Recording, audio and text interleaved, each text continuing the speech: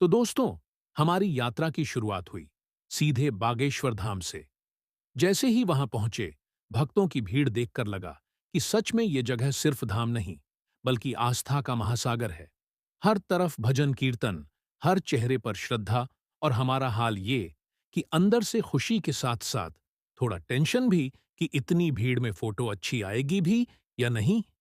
बालाजी सरकार के दर्शन किए, और भाई क्या बताऊं, ऐसा सुकून मिला जैसे लाइफ की सारी प्रॉब्लम्स को किसी ने डिलीट कर दिया हो।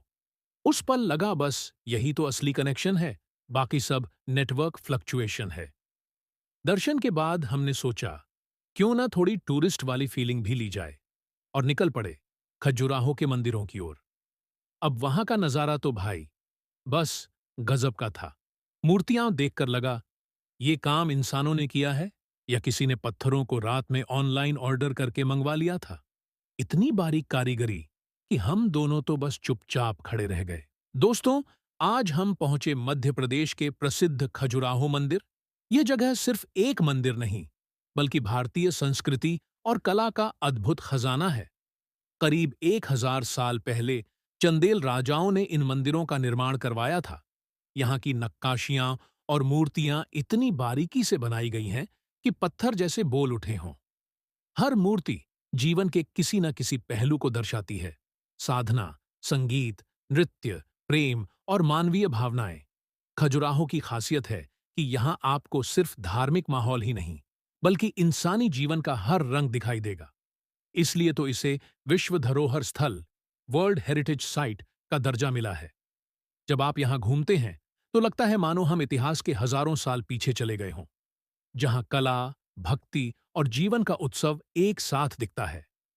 दोस्तों, अगर आप कभी मध्य प्रदेश जाएं, तो खजुराहो मंदिर देखना बिल्कुल मत भूलिएगा।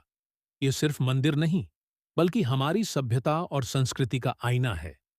क्या आप चाहेंगे कि मैं इस कहानी को थोड़ी हंसी मजाक वाली स्टाइल में भी बना दूं, ताकि यूट्यूब पर और ज्यादा एंगेजिंग लगे?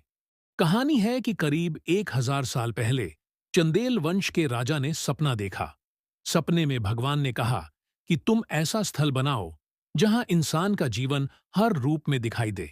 बस इसी से शुरू हुआ निर्माण। सबसे हैरानी की बात यह है कि इन मंदिरों को बनाने में चूना या सीमेंट का प्रयोग ही नहीं हुआ। पत्थरों को आपस में ऐसे जोड़ा गया है कि आज तक मजबूती से खड़े हैं।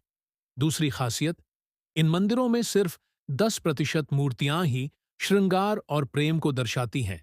बाकी सब मूर्तियां नृत्य, युद्ध, पूजा, संगीत और समाज के अलग अलग पहलुओं की झलक देती है।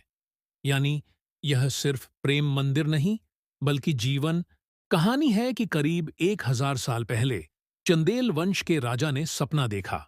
सपने में भगवान ने कहा कि तुम ऐसा स्थल बनाओ जहां इंसान का जीवन हर रूप में दिखाई दे। बस इसी से शुरू हुआ निर्माण। सबसे हैरानी की बात यह है कि इन मंदिरों को बनाने में चूना या सीमेंट का प्रयोग ही नहीं हुआ। पत्थरों को आपस में ऐसे जोड़ा गया है कि आज तक